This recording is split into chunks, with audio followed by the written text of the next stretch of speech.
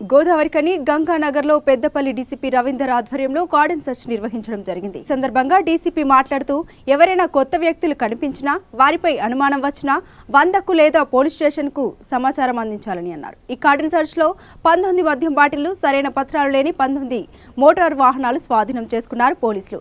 ఈ కార్యక్రమంలో 1 town CI పర్షా Ramesh, SI అప్పని వెంకటేశ్వర్లు, సుమన్ రెడ్డి సిబ్బంది పాల్గొన్నారు.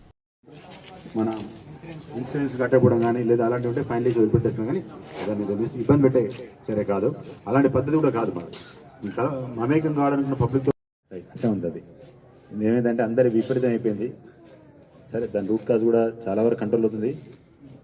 సరే, మీరు అంటే పైసలు వాల్యూ ఇక్కడ ఒకటి, దానివల్ల ఎంత మీరందరూ కూడా ఎవరైనా పెద్దవాళ్ళు ఆ విధంగా అర్థం చేసుకోండి.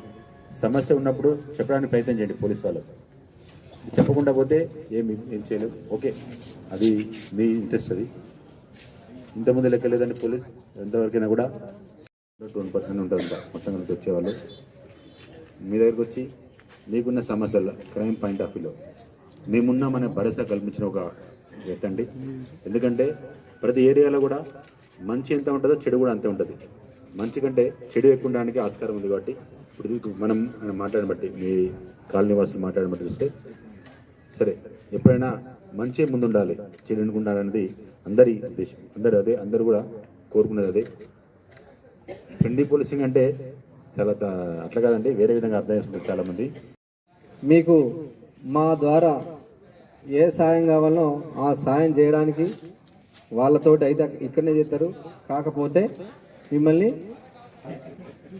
ఇది మనకు హైవేకి దగ్గర ఉంది కాబట్టి ఇక్కడ ఈ మిలినియం క్వార్టర్స్ దగ్గర చాలా యాక్సిడెంట్ అవుతున్నాయి.